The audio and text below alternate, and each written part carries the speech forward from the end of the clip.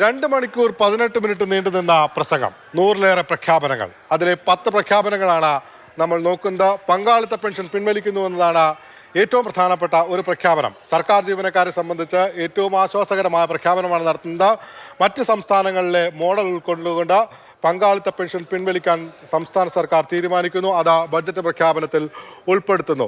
ഈ കുടിശ്ശികയുള്ള DA കുടിശ്ശികയുടെ കാര്യത്തിൽ April മാസത്തിൽ ആദ്യ കുടിശ്ശിക നൽകുമെന്നും അറിയിക്കുന്നു.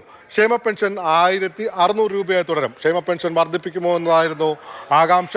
ആ ക്ഷേമ പെൻഷൻ 1600 രൂപയായി തുടരുമെന്നാണ് ബഡ്ജറ്റ് പ്രഖ്യാപനത്തിലൂടെ അറിയിച്ചിരിക്കുന്നത്.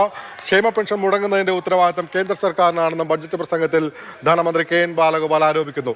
തിരുവനന്തപുരത്തും കോഴിക്കോടും മെട്രോ എത്തുന്നു എന്നതാണ് മറ്റൊരു പ്രഖ്യാപനം. തിരുവനന്തപുരത്തും കോഴിക്കോടും മെട്രോ എത്തുന്നു. വിഴിഞ്ഞം പദ്ധതിക്കായി പ്രത്യേക നീക്കിയിരിപ്പ്.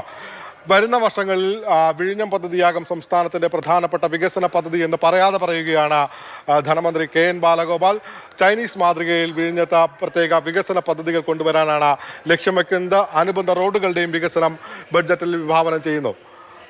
ടൂറിസം മേഖലയ്ക്ക് 351 കോടി രൂപ. ടൂറിസം മേഖലയ്ക്ക് സർക്കാർ ബഡ്ജറ്റിലൂടെ മാത്രം നീക്കിയിരിച്ചിരിക്കുന്നത് 351 കോടി രൂപയാണ്. സ്വകാര്യ മേഖലയിൽ നിന്നടക്കമുള്ള നിക്ഷേപം കൂടി കണക്കാക്കുമ്പോൾ 5000 കോടി രൂപയിലധികം രൂപയുടെ വികസനമാണ് ടൂറിസം മേഖലയിൽ മാത്രം പ്രതീക്ഷിക്കുന്നത്.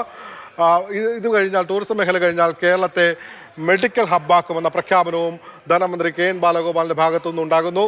വയോധികർക്ക് കെയർ സെന്റർ.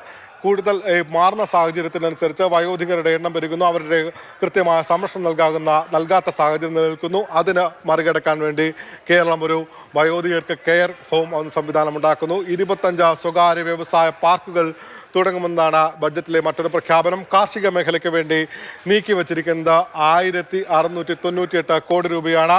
നാളികേരത്തിന്റെ താങ്ങുവില ഈ ബഡ്ജറ്റിൽ വർദ്ധിപ്പിച്ചിട്ടില്ല എന്നതും എടുത്തു പറയണം. മണൽവാരൽ വീണ്ടും തുടങ്ങുന്നു. മണൽവാരൽ കഴിഞ്ഞ കാലങ്ങളിൽ നിർത്തിവെച്ചിരുന്നതാണ്. ഭാരതപ്പുഴയിലും ചാലിയാറിലും അടക്കമാണ് മണൽവാരം ആദ്യഘട്ടത്തിൽ തുടങ്ങുന്നത്. അതിനുശേഷം മറ്റ് നദികളിൽ കൂടി മണൽ വാരാനുള്ള നടപടികൾ സർക്കാരിൻ്റെ ഭാഗത്തുനിന്ന് ഉണ്ടാകും.